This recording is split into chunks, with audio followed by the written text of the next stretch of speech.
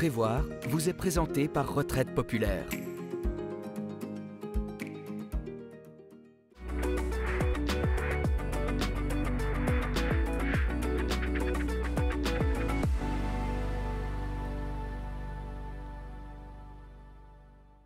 Bonjour à tous et bienvenue pour cette nouvelle édition de Prévoir. Aujourd'hui, on s'intéresse aux startups et à la prévoyance des startups. Est-il important de penser à sa prévoyance et à celle de ses employés? Eh bien, c'est Christophe Cavin, notre expert du jour, qui nous dit tout aujourd'hui. Bonjour.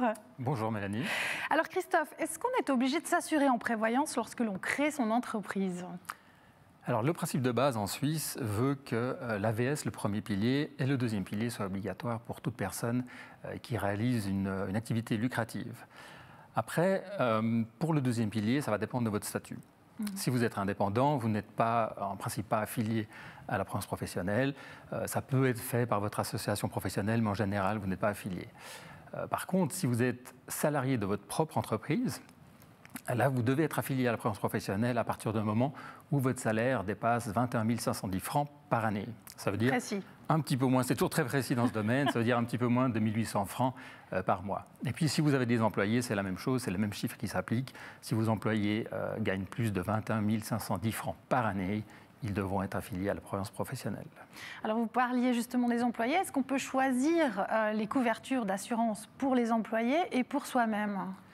Alors là aussi, il y a des différences. Au niveau de l'AVS, c'est la même chose pour tout le monde, pour toutes les personnes et toutes les entreprises.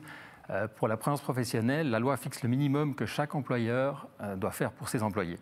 Après, l'employeur peut décider de faire plus s'il le souhaite, s'il en a les moyens. Il peut par exemple améliorer les couvertures d'essai, invalidité ou épargner plus pour offrir plus à la retraite. Il faut toujours se rappeler que la prévoyance, c'est du salaire indirect et ça participe à rendre votre entreprise attractive pour ses employés. C'est vrai. Alors encore une dernière question, est-ce qu'il faut réviser ces couvertures d'assurance et si oui, quand ? Alors je vois souvent, quand on crée sa start-up, on fait le minimum pour que ça coûte le moins cher possible. Puis après, l'entrepreneur va se consacrer à son business, c'est normal, et puis il oublie souvent la prévoyance.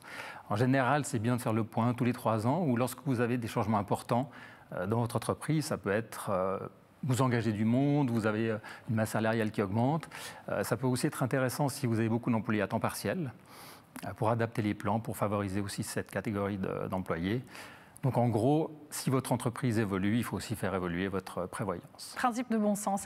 Merci beaucoup Christophe Cavin d'avoir été aujourd'hui avec nous et de nous avoir parlé de prévoyance et de start-up. Merci aussi à vous de nous avoir suivis. Pour retrouver cette émission en tout temps, c'est possible et c'est sur le site de la télé.ch. À très bientôt. Au revoir.